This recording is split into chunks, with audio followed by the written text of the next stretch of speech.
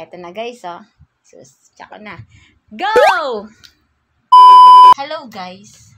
May challenge kami ngayon. Etong almond na to. Wow! Kaya niyang i-shoot dahil gusto niya halos ubusin niya na yung isang buong, ayan, yung isang buong pack na yan. Gusto na niyang ubusin. Kaya ngayon, etong challenge ko sa kanya. Pwede niya ubusin to. Basta, i-shoot ko. Pag na-shoot niya, pag halimbawa, na-shoot niya sa bibig niya, i-shoot ko, isa ulit. Pag hindi na-shoot, hindi na. Ano kasi guys, kanina, ang dami na niyang nakain at gusto pa niya. Kaya ito ngayon, binigyan ko siya ng challenge para ma-stop na siya. Ayan, ito ang aming challenge. Go, start na kami guys. Wait lang ha. Ready na ba ang baby ko? Yes! Ito guys. Yan guys, ang i-shoot natin sa bibig niya. Go. Tingnan natin. Ito na guys. I-check ko na siya. Go! Ah, galing nga. Wow, may plus. Isa ka na. May isa ka na sa akin. Isa ulit, isa ulit. Go ulit. Ubusin mo muna yan. Ubusin mo muna. Ayan, makakarami siya ngayon, guys, ng makakain.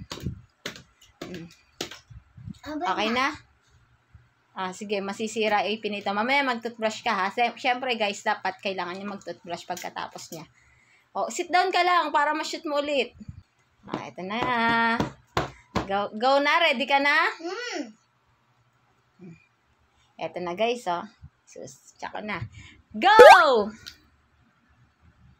Wow, ang galing. Ang galing ng baby ko, Ang galing niya. Basta talaga chocolate. Ang galing niya. Favorite niya yan. Ubos na. Ready ka na ulit? Meron pa?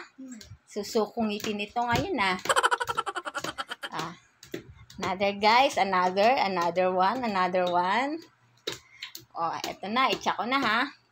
Ready? Ito na. Go!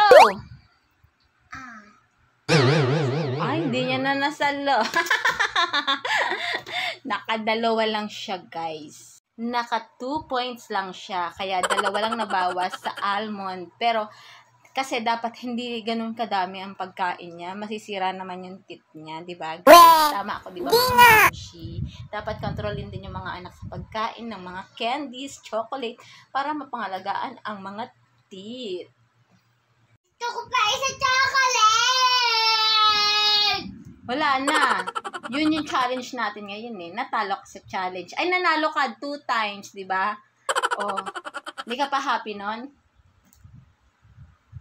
Uy, natulala ng baby ko. Nabitin sa chocolate.